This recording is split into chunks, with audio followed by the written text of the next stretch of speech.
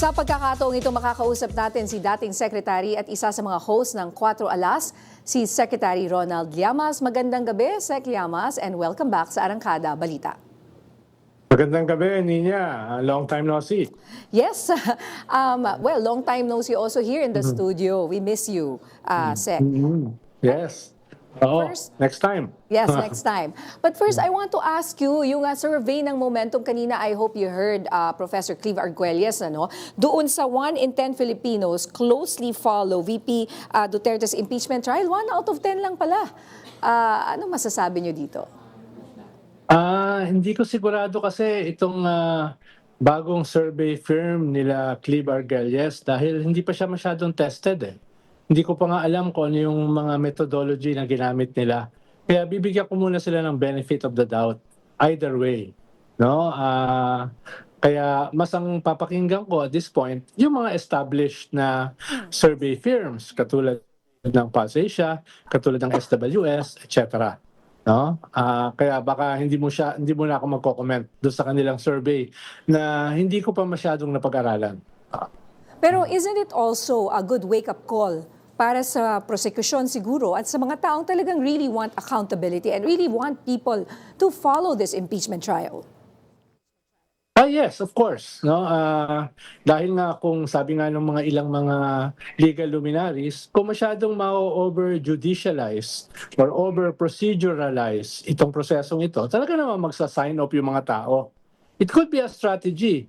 Dahil kung halimbawa, lalabas yung ebidensya sa bank accounts, damaging yan sa Vice President. Kaya it could be a strategy na mas maraming hindi manonood, mas positibo para sa Vice President na at this point, mataas ang ratings dahil hindi pa lumalabas yung ebidensya. Kaya hindi ako magugulat na kasama sa strategy ng defense is to bore us to death para mag-sign off. Exactly, Secretary Llamas, yun ang sabi ng marami sa inyong mga political pundits, ano? Pero yes, ano po ang assessment ninyo sa paglalatag ng ebidensya ng prosecution sa Article 4 na impeachment ni VP Sara Duterte? Gayon din ang naging tugon ng depensa rito. At sino sa tingin ninyo, based on sa paglalatag ng mga ebidensya, ang nanalo sa argumentong ito? Well, una ay nakakatatlong linggo ko pa lang eh. No? At isa pa lang yatang survey firm ang nag-survey na na-cover nila yung first week ng impeachment. Yan yata yung Okta na ilalabas ngayong linggo yung resulta ng kanilang survey. At mukhang yung teaser nila medyo tinamaan. Kahit panimula pa lang, medyo tinamaan si Vice President Sara dun sa first week ng impeachment na na-cover nila sa survey nila. Most of the surveys kasi ay ang kanilang survey period before the impeachment process. No? Kaya pero then again ay kasi simula pa lang eh.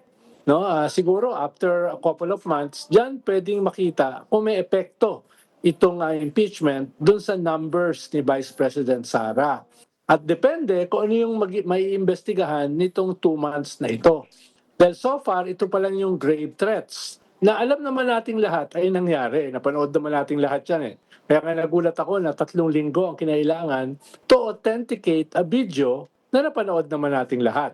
Ang mas compelling na evidence dyan ay itong sa bank accounts na dinesisyonan last Monday na isa-subpoena na ililift yung bank secrecy laws. Yan yung pinakamahalaga. Yan yung posibleng game changer.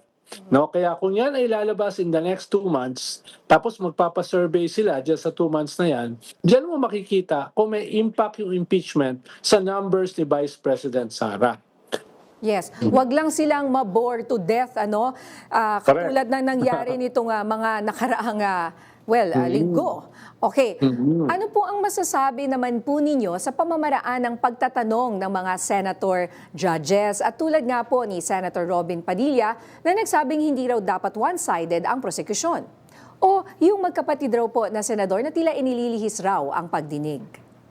Well, maganda yung sinabi ni Senator Robin Hood Padilla.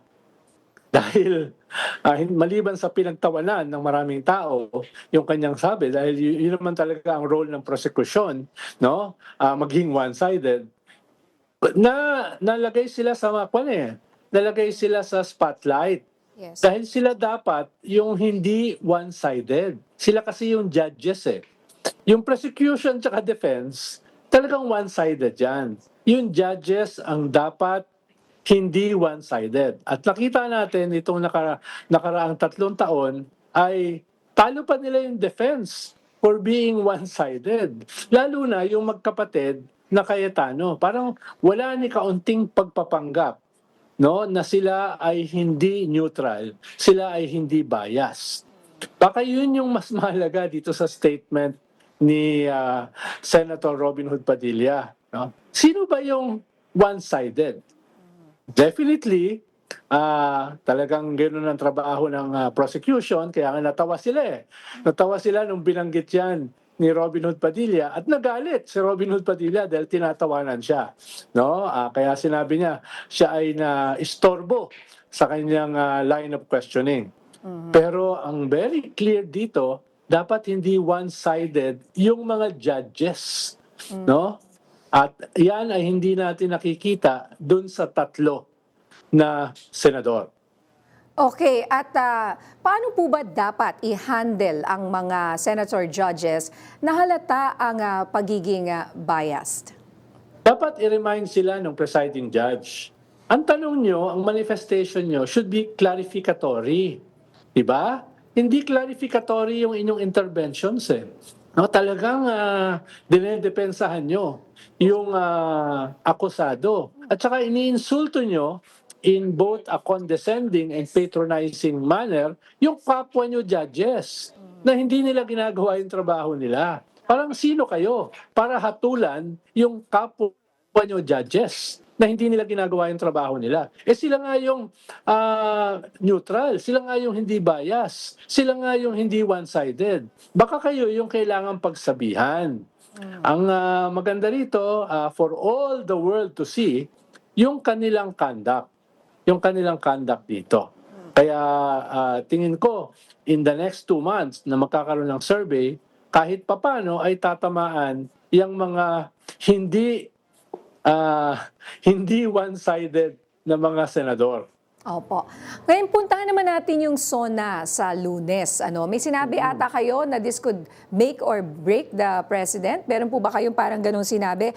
And in terms of PBBM's administration and political survival, kailangan po ba niyang, ano yung mga kailangan niyang sabihin para makuha niya ang confidence sa kanya ng publiko at hindi siya pumalpak? Well, 3 years ago, sinabi ko na ito ay existential battle between the Dutertes and the Marcos. Itong parating na mga taong ito. At nakita nga natin gaano siya ka-existential. No? Nakulong yung patriarchs sa ICC, ongoing yung kaso, na-impeach twice yung anak niya, yung vice president, at nakulong yung mga kaalyado niya at wanted pa yung iba. At baka meron pang ibang mga kaalyado na namakulong. At the same time, ito namang gobyerno ay maraming threats din sa kanila. May mga destabilization plots daw, may mga tinutulak na mutiny, may mga tinutulak na revolutionary government, may tinutulak na withdrawal of support. Halimbawa, late last year. So parehas silang may kinakahirap na mga malalimang mga threats sa kanilang survival. At itong taong ito ay hindi naiiba. Dahil sa taong ito, itong SONA ng presidente, perhaps ang pinaka-importante niyang SONA. Dahil nangyayari itong SONA, una, after 1 year niya sabihin dun sa previous SONA niya last year, yung mahiya naman kayo SONA na pinagsimulan nitong massive, unprecedented corruption scandal sa DPWH. Ito rin, this year din, nakita natin yung paglala ng ating economic situation sa usapin ng inflation, presyo ng langis, pagbagsak ng presyo ng halaga ng piso kumpara sa dollar, no, record high, itong usapin ng unemployment at iba pang mga fundamentals ng ating ekonomiya at nagpapatuloy pa rin yung gera sa Iran at sa Strait of Hormuz. Kaya mahalaga yung usapin ng ekonomiya, yung usapin ng corruption, usapin ng impunity, more than at any other time sa panahon o sa termino ni President Bongbong Marcos. Kaya napakahalaga nitong sonang ito. Ang problema, ano ba yung kanyang ire-report? Maliban dun sa naging upper middle income class country na tayo, ano ba yung ire-report niya dun sa mga dapat ay matagal nang nakasuhan at nahuli ng mga big fish na involved dito sa massive unprecedented corruption scandal na ito, no? Baka kulang. Ikalawa, ano bang gagawin niya para ma-mitigate itong ating economic situation na lumalala? Halimbawa, nung nagsimula ang kanyang termino, 7% ang growth rate.